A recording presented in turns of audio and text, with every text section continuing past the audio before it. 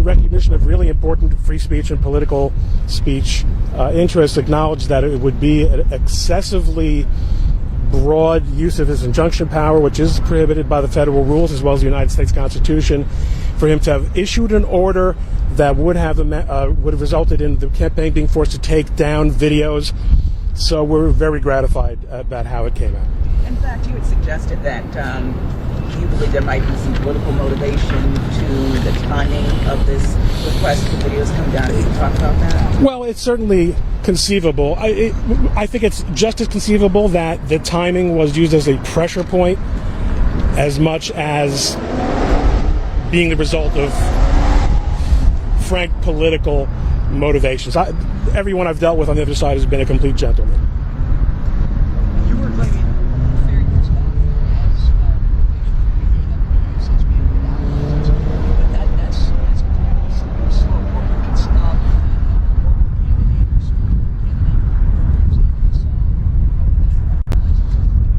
I think it's very important for us to understand that the fair use argument that we've been making is based on the way the video appears more or less in the background of the video. I'm sorry, that the song appears in the background of the video. We did, when alerted to the issue, get a license. We got a license because creators are entitled to be compensated for their work. We believe obviously, the campaign believes, and Mr. Trump believes in following the law. When the issue was brought to our attention, we got a license. In terms of fair use, though, that comes in at the video level. The idea that entire videos that have that music in the background should be taken down, that's where the fair use argument comes in, and I'd be happy to give a primer on fair use, but I don't think we're up for that today, especially. It's kind of conceded that the Hayes family probably is entitled to some type of payment for the usage. We actually have not conceded that. We're not clear that the Hayes family does have an ownership right. The judge felt that there was enough in the record to at least make a prima facie finding that they did have some kind of ownership right. It's a little bit murky, and the judge acknowledges that it's murky. That is something that we're going to actually be talking about. And before we left court, we spoke to the Hayes attorneys and to Mr. Hayes III about trying to work something out. We want this to be as cooperative a process as possible going forward. Mr. Coleman, can you talk a little bit about the political part of this that you brought up in the courtroom? Do you think that this all came to be because we are so close to the election? Again, I do think the timing is implicated by the election, but there's every reason to believe that that choice was a tactical litigation decision. I have no way of knowing. I don't have an impression that Mr. Hayes is particularly political, but I could be wrong. I don't know the man. What message do you take back to your client, Donald Trump? He should understand that the Northern District of Georgia is a very good court that listens closely, that doesn't take sides, that calls it as they see him. That's the message. We have been meticulous about securing rights through the front door whenever possible. So you will not play this song again? Will you direct your client again? We actually already directed our client, and if one of our submissions that was filed on Friday night stated in a declaration by the deputy campaign manager that out of consideration for the sentiments of the Hayes family and in order to avoid further litigation on that score, we would stop playing it. So it's not being used anymore. But you're going to keep it on the websites? We're going to keep it on existing videos. We're certainly not going to go and add layers of it. That would not be within the spirit of the order. That's for sure.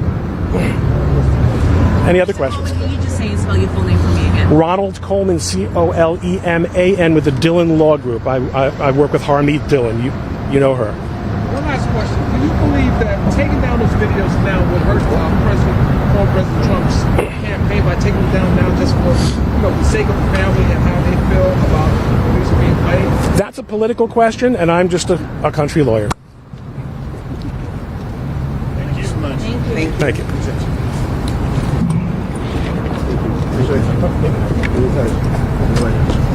Good afternoon. Thank you all for coming. My name is James L. Walker, Jr. I'm the lead counsel for Isaac Hayes and the Isaac Hayes estate, as well as Isaac Hayes Enterprises.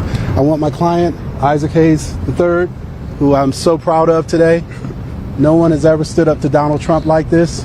My co-counsels, Reginald Green, and Mr. Griggs, we've stood with this man, and he and his family stood up to Donald Trump today, and I'm very proud of him. Very proud of you. Thank you. Appreciate it. We are very grateful and happy for the decision by Judge Thrash. Donald Trump has been barred from ever playing the music of Isaac Hayes again.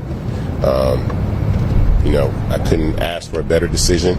I want this to serve as an opportunity for other artists to come forward that don't want their music used by Donald Trump or other political entities, and continue to fight for music, artist rights, and copyright.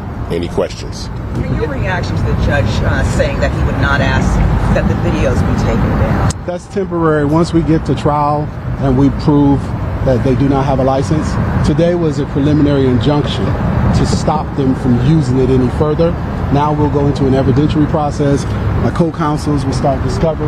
You can elaborate what happens next in discovery. So today was called the preliminary injunction, and the purpose was to stop him from any further use. The case, the underlying case for the infringement, is still proceeding forward, and we're going to take the steps necessary to ensure our client a victory. There was a lot of conversation today just about whether or not it was accurately communicated to them to stop using the song. I think you guys tried to prove over and over that you asked several times. Can you go through the steps in which you tried to get everyone's attention to stop using it, and then the subsequent use over and over? Yeah, so this has been a 4-year process. Initially in 2022, right after the Uvalde mass shooting at the NRA convention in Houston, Donald Trump used Hold On, I'm Coming. I made a tweet that I was not pleased with that. A cease and desist was sent at that point. Over the next 4 years, he continued to use the music. After the rally here in Atlanta,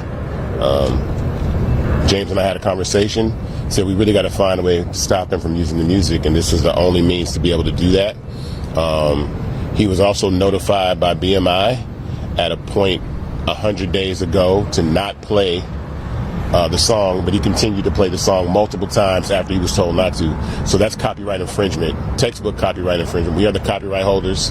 A lot of artists are not often in this position to stand up for their copyrights because publishing companies typically own the rights to the music, but I always want to make sure that we are able to protect my father's legacy. My father lost the rights to his music a year before I was born. That music started to come back, so after 56 years, the last thing that we were going to do is sell our copyright, and we're going to defend and continue to gather more Isaac Hayes copyrights. You know the former president loves watching television, so he may be watching, he may see. Mm-hmm. What message would you like to send to the former president if he's watching about this music, about your father's legacy? The message to the former president? Yeah, it's made very clear. Don't play Isaac Hayes music songs anymore. Mr. Hayes, one of the things mentioned in court today was basically that your father isn't here to speak for himself. Yeah. To say whether or not he wants that song played. Right. How did you react to hearing that, and what do you think your father would say? That's fine. Copyright law states that after 56 years of publication, the rights of those songs either return to the author or the heirs, which is our family. They've returned to our family. We have a right to defend and protect our copyright, and we did. Other than that, I've never wanted this song to be associated with Donald Trump in the manner that he was using it, because it was something that he used repeatedly, more than any other song at his rallies. He's been playing this song for 4 years almost, over and over again at rallies. As I've said before, my sisters are behind me. My father was a father to 7 daughters. I have 7 sisters. Donald Trump has been found liable of sexual abuse. I know my father would not want that man playing his music. Man's been found liable of sexual abuse and some of the things that he says about women, especially black women and women of color, especially in this election. And so we have to take a stand that we want to separate ourselves from someone with Donald Trump's character. This is not a political issue. This is a character issue. That's been made very clear today. And I want to say something. Hold on a second. I want to say something to the brother who asked about the former president. If you heard the judge clearly, the judge said you need a license. And that's a very, very telling statement, because there are 51, 52 plus illegal uses that do not have a license. So for a judge this morning to say that Donald Trump and Team Trump and some of the other defendants who've now capitulated and said they will get us documents or they will work it out, they will pull things down, it's a very important point that the judge said you need a license under Title 17. They argued fair use, they argued political speech, they argued a bunch of things. I think their theory was we're going to just throw something out there and hope something sticks up against the wall. And it's the tactic lawyers use, where you throw something out and hope something sticks with the judge to help you get a victory. This judge, who I applaud, understood intellectual property. He understood Title 17. He understood copyright law. And by him understanding everything, he was able to tell Team Trump, you don't have a license. You don't have a license. So don't use his music anymore, period. Now that gets into us moving this case ahead. As Attorney Green and Attorney Griggs know, we'll move this case ahead now and start with discovery, depositions, and a lot of other things to basically make them pay. And the damages are in the millions. The damages are in the millions when you talk about this many willful copyright infringing songs and videos. But if the drug company were to go to BMI and get the license that the judge suggested they needed to, do you still have any authority to tell something about this? No, it's after that license has been terminated by BMI, there's no any opportunity to return to use the song. And that was told to him over 100 days ago, and he continued to use the song. So there's no coming back from using the song. And how do you respond to the suggestion in court today that this is all politically motivated on your part? That's totally not politically motivated. I've been doing these cases for almost 30 years. We've gotten probably 250 plus artists out of bad contracts in situations like this. This is what we do. I saw him post something on August 3rd, and I called him from Chicago and said, do you want us to handle this? And he said, please step in. So from August 3rd to September 3rd, he has shut Donald Trump down. He and the team of lawyers, Ava, Liz Gardner sitting back here quietly, our copyright administrator, Gina, Ryan, there's a whole team of people. Paul Wilson, one of my associates, summer associates who couldn't be here, really did a heat of work, a whole lot of work here, large amount of work, and our Howard Law students also stepped in. So I want to make sure we recognize a body of people who worked nonstop for 30 days to get a preliminary injunction on Donald Trump. That is an unheard of order by a court. It's one of the highest and hardest things you can get a court to award you. But this man got it. In the beginning, you wanted to play a video, one piece of evidence. Correct. The opening was powerful. Are you disappointed that the judge didn't allow you to play the entire video? You said it in the elevator. He played it through. Yeah, he played it exactly where I wanted him to know that Isaac Hayes was a songwriter and had written amazing records like Hold On, I'm Coming and Soul Man for artists like Sam and David. He established himself as a writer. So for people think that nobody knows that Isaac Hayes wrote Hold On, I'm Coming, that's just simply not true. He was inducted into the Songwriters Hall of Fame along with David Porter in 2005. So very many people that know, and more importantly, the people that we do business with that could affect Donald Trump using our music know who Isaac Hayes is and who the writer of that song is. Any sort of timeline for you guys on the rest of these proceedings? Griggs, you want to take that one? Discovery and where we're going to go? So again, we have to go through discovery, you have to go through the litigation process, and so it's a process. We're looking at months. But I think the message was clear here from the court that you have to follow the law. And I think in Georgia, it's repeatedly been said that nobody's above the law. They're not above copyright law. They're not above any law. And so I think a message was sent today because Mr. Hayes and his family stood up for the rights and legacy of his father. And a message was sent from a federal judge. Right. You must stop using these works without a license. That is a powerful and profound statement from a federal judge. So we rebut the fact that there's an election coming. This is about the law mattering. And Mr. Hayes is a champion of rights. He's shown that today by being one of the first to actually have Donald Trump enjoined, ordered to stop doing something. And so that's historic. We're honored to work with him and these lawyers as we will continue in the process, but it'll take months. Isaac,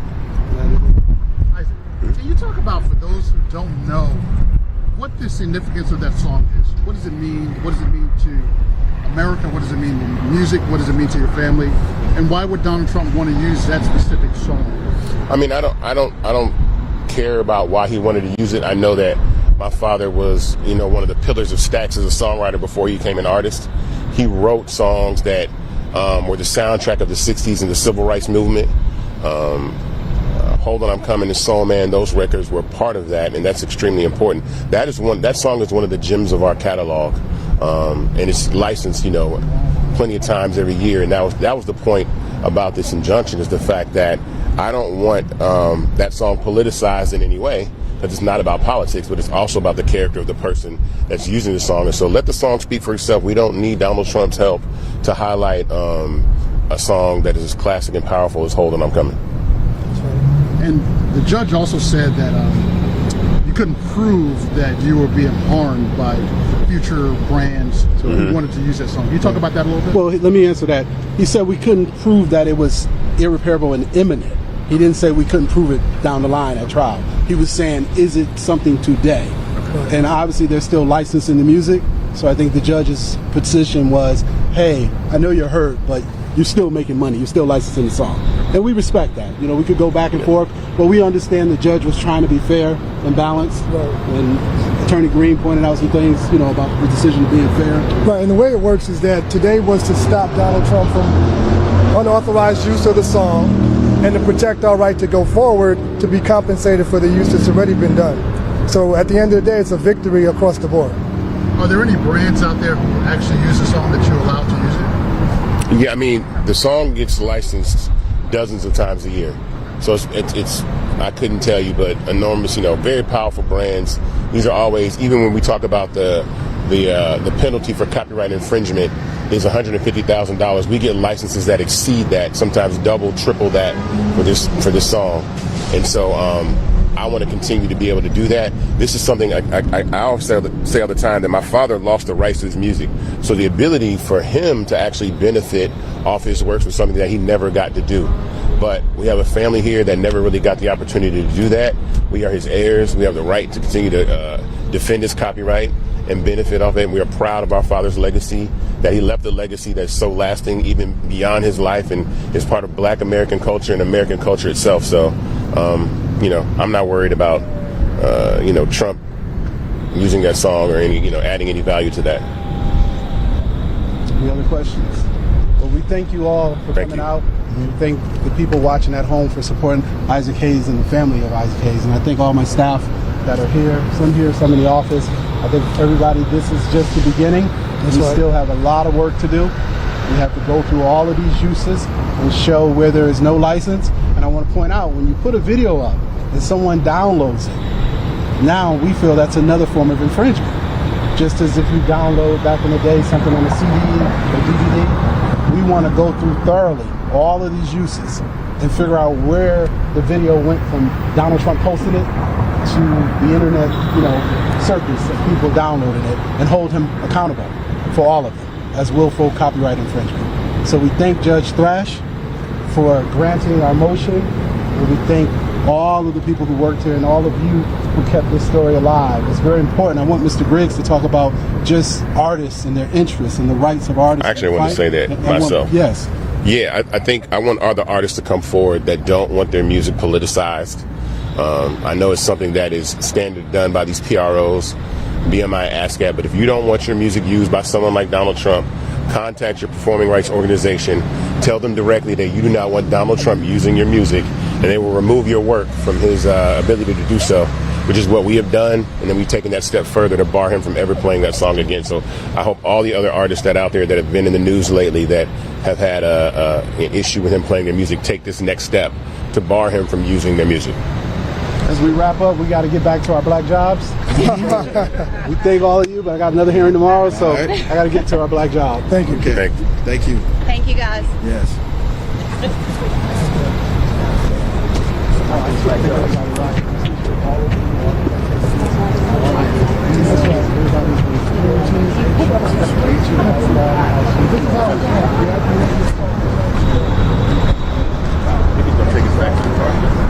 car. And then,